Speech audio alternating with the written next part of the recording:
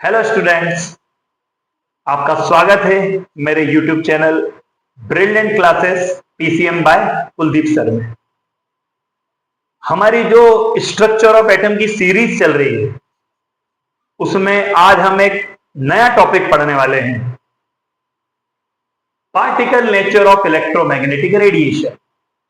Previous video में हमने Maxwell's electromagnetic theory के बारे में बात की, जिसमें हमने ये पढ़ा कि इलेक्ट्रोमैग्नेटिक रेडिएशन जो होती है वो एज अ वेव बिहेव करती है। लाइट भी क्या है? इलेक्ट्रोमैग्नेटिक रेडिएशन है और एज अ वेव बिहेव करती है। तो इलेक्ट्रोमैग्नेटिक रेडिएशन का वेव कैरेक्टर हम पिछले वीडियो में बात कर चुके हैं। इस वीडियो में हम इलेक्ट्रोमैग्नेटिक रेडिएशन के पार्टिकल नेचर के बारे में बात करने वाले हैं। Planck's quantum theory. Planck's quantum theory. अब प्लांक्स क्वांटम थ्योरी में एक वर्ड आ रहा है क्वांटम,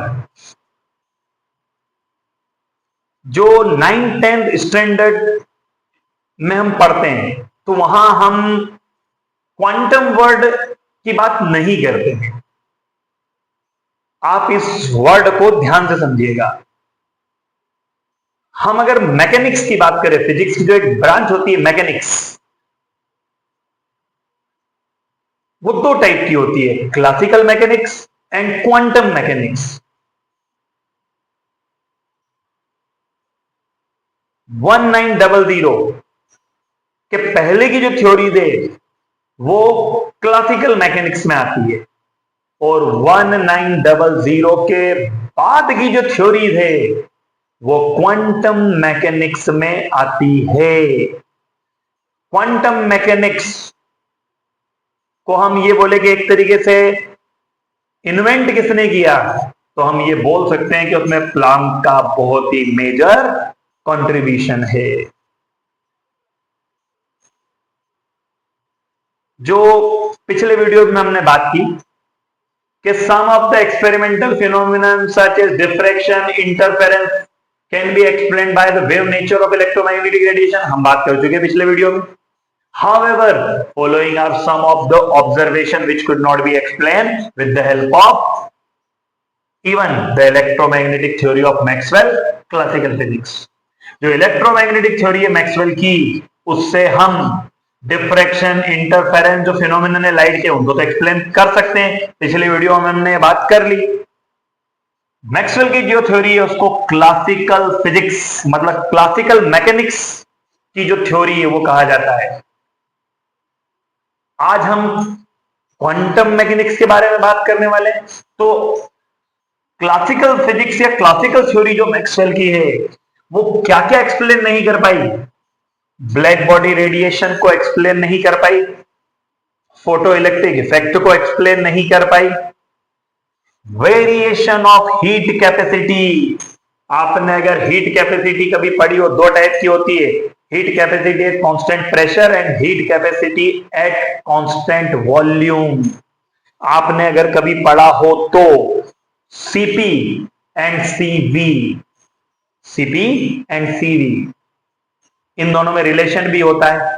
तो वो हमारा मुद्दा नहीं है।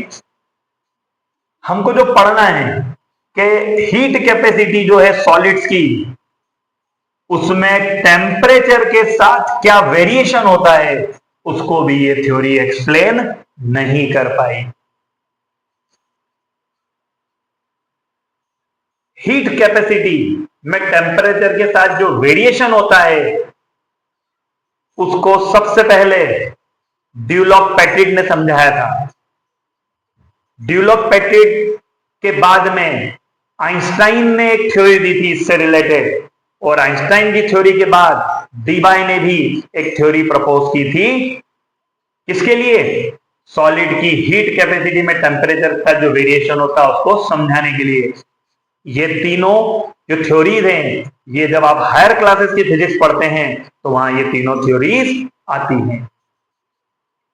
Line spectra of atoms with special reference to hydrogen, जो हम अभी एटॉमिक स्पेक्ट्रा पे भी जो एक वीडियो अपलोड करने वाले हैं, तो हमें समझना क्या है, ये जो कॉन्सेप्ट है, जो चारों कॉन्सेप्ट हमने देखे, इसको मैक्सवेल की जो इलेक्ट्रोमैग्नेटिक थ्योरी है उसकी हेल्प से नहीं समझाया जा सकता है। तो अब उसकी हेल्प से नहीं समझाया जा सकता है तो फिर हम किस कॉन्सेप्ट की हेल्प से इनको समझाएंगे?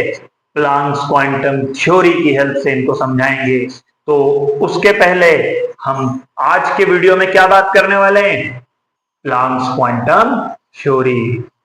मैक्स प्लांक जो हैं ये एक जर्मन थ्योरेटिकल फिजिसिस्ट थे हु फाउंडेड क्वांटम थ्योरी।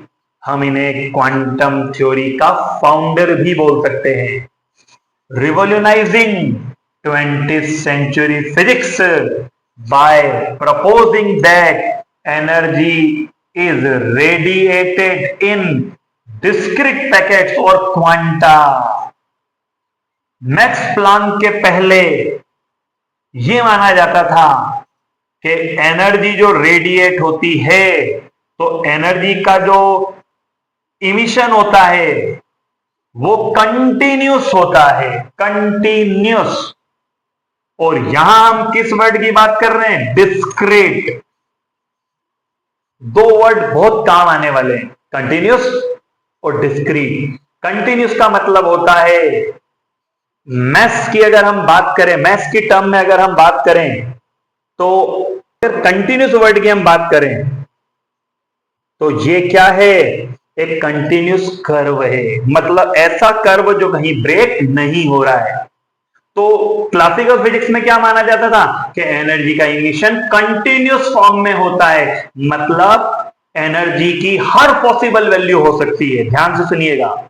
और क्वांटम फिजिक्स क्या बोलती है कि एनर्जी जो है उसका जो डिस्ट्रीब्यूशन है वो कंटिन्यूस नहीं होता है। क्या होता है? डिस्क्रीट होता है। डिस्क्रीट का मतलब क्या है कि सारी पॉसिबल वैल्यूज एनर्जी की, सारी एनर्जी की पॉसिबल वैल्यूज नहीं होगी, कुछ सिलेक्टेड वैल्यूज ही होगी। कर्व कंटिन्यूस नहीं है, मतलब एनर्जी की सारी पॉसिबल वैल्यूज नहीं हो पाएंगी, सिर्फ कुछ सिलेक्टेड वैल्यूज ही होगी। इसी के बारे में हम प्लांक्स क्वांटम थ्योरी में पढ़ने वाले हैं।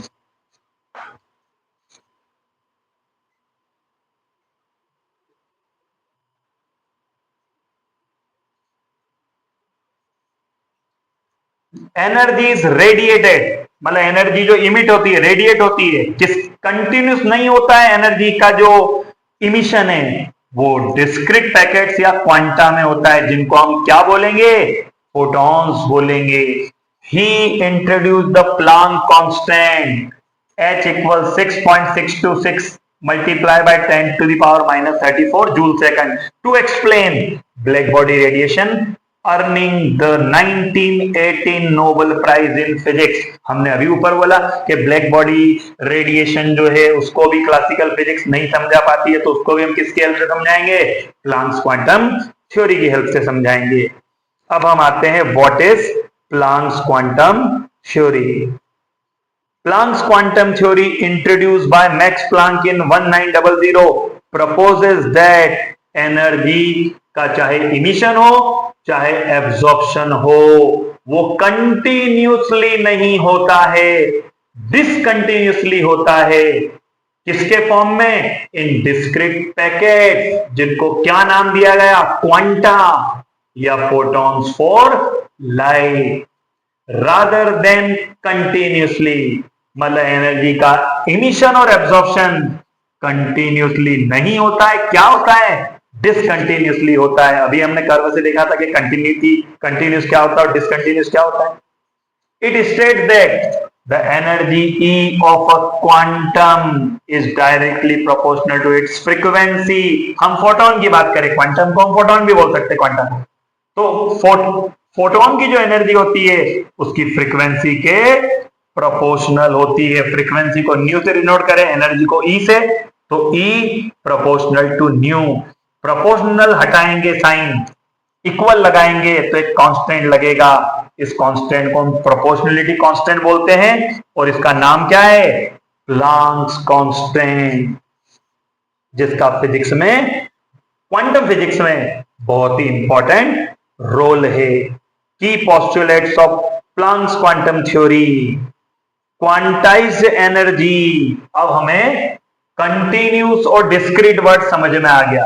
डिस्क्रीट को हम क्वांटाइज्ड भी बोल सकते हैं, डिस्क्रीट को हम क्वांटाइज्ड भी बोल सकते हैं।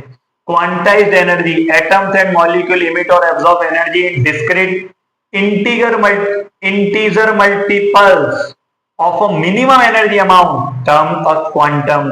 मतलब एनर्जी इमिट होगी या एब्जॉर्ब होगी तो वो कितनी होगी, या तो एच न्यू होगी या इसका इंटीजर मल्टीपल। इंटीजर हम जानते हैं 1 2 3 up to so on infinite तक। तो या तो जो फोटोन एनर्जी एब्जॉर्ब एमिट करेंगे वो कितनी होगी, एच न्यू, अगर हम एन की जगह 1 रखें, या कितनी होगी 2h न्यू, या कितनी होगी 3h न्यू। मतलब एनर्जी जो इमीडिएट एब्जॉर्ब होने वाली है वो कंटिन्यूस नहीं होगी, क्या होगी, डिस्क्रीट होगी।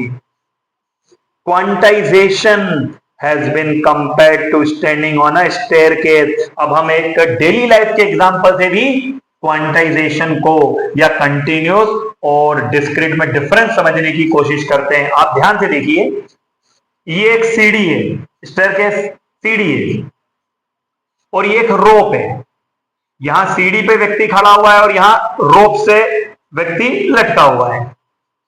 यहां अर्थ की सरफेस मान ले हम, अगर इस व्यक्ति की हम बात करें, इसको हम अर्थ की सरफेस से हम फिट में बात कर लेते हैं, 1 फीट, 1.1, 1.2, 1.3, कितनी भी हाइट पे खड़ा कर सकते हैं।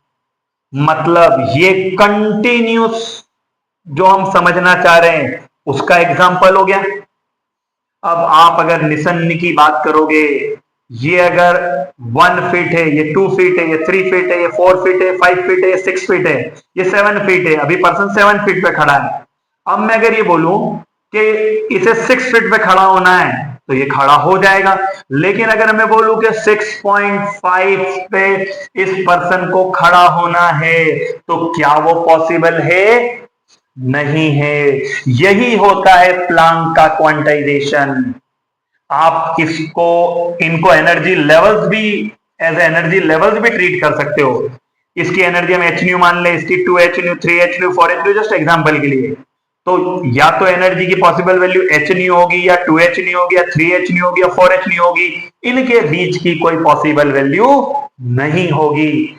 आपको कंटिन्यूस और डिस्क्रीट में डिफरेंस समझ में आना बहुत जरूरी है, नहीं तो हमें क्वांटम फिजिक्स समझ में नहीं आ सकती, प्लैंक्स क्वांटम थ्योरी समझ में नहीं आ सकती।